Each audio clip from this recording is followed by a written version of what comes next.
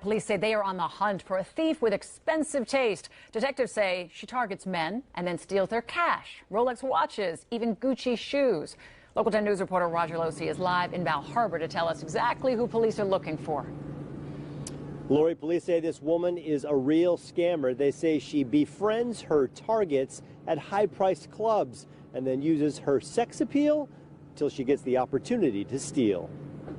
According to police, she's a woman who knows what she wants in a man, and what she wants is money. Bal Harbour police looking for 25-year-old Alexandria Lacey Martinez Davis tonight. They say she's the woman in this surveillance video, walking onto an elevator wearing a pair of Gucci shoes with a Rolex watch and $2,000 cash in her bag, all of which she'd just stolen. It happened back in September. The victim, a wealthy man she'd met at a club hours earlier. And she tries to identify him by their clothing and the jewelry that they're wearing. And then at one point during the evening, she'll go ahead and gather whatever loot she's eyeballed and go away undetected. When police recently put a name to this face, they say they discovered a pattern. In November, Miami Beach police say Davis befriended a man visiting from Connecticut at Club Live inside the Fontainebleau Hotel. A few drinks later, they ended up in his room.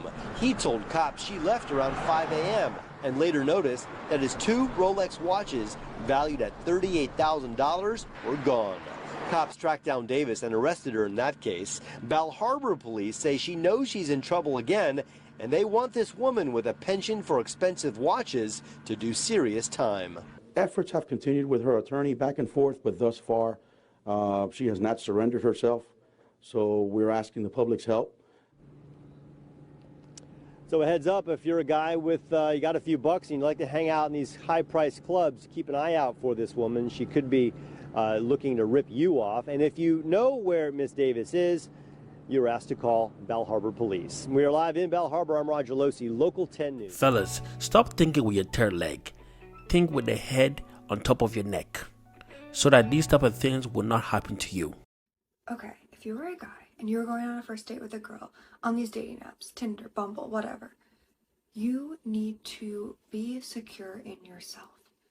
A lot of us girls grew up watching Cinderella, and the prince didn't ask Cinderella, "Can I kiss you?" at the end of the date, which means that you need to make a move, risk something, and just go and kiss the girl at the end of the date.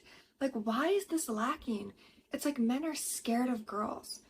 And it's so crazy to me, the fact that you can't even end the date with a goodnight kiss because you're scared. You have to ask permission.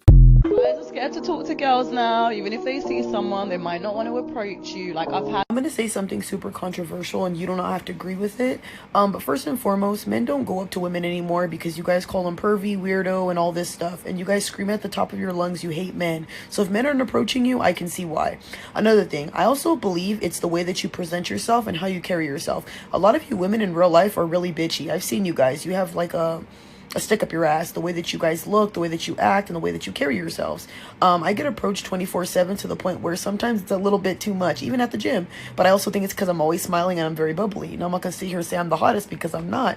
But I'm sorry, I still get approached by dudes when girls say, "Oh, men don't approach us and they're scared of this and that." Probably scared of you and probably don't want you because I get approached 24/7. I don't struggle with that one bit. Men are simple. They consistently want to be around pleasant women since dawn of time. When you guys go out, who typically pays for the dates? He does. I pay for the dates.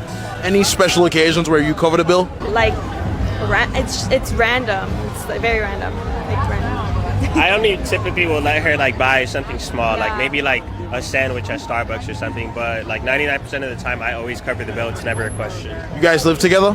Yes, we do. Does he cover most of the bills? All of them. All of them. What else do you bring to the table?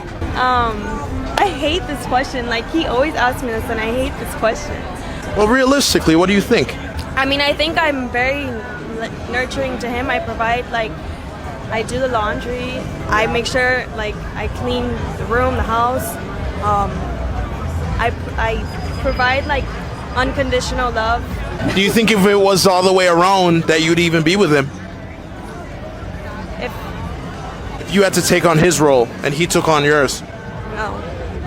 Why not? because I like my man to lead. I like my man to be the alpha. I like to be submissive to my man, and I feel like I can't be that way if I'm the one lead. Charlie, this question of what you bring to the table seems to puzzle modern women.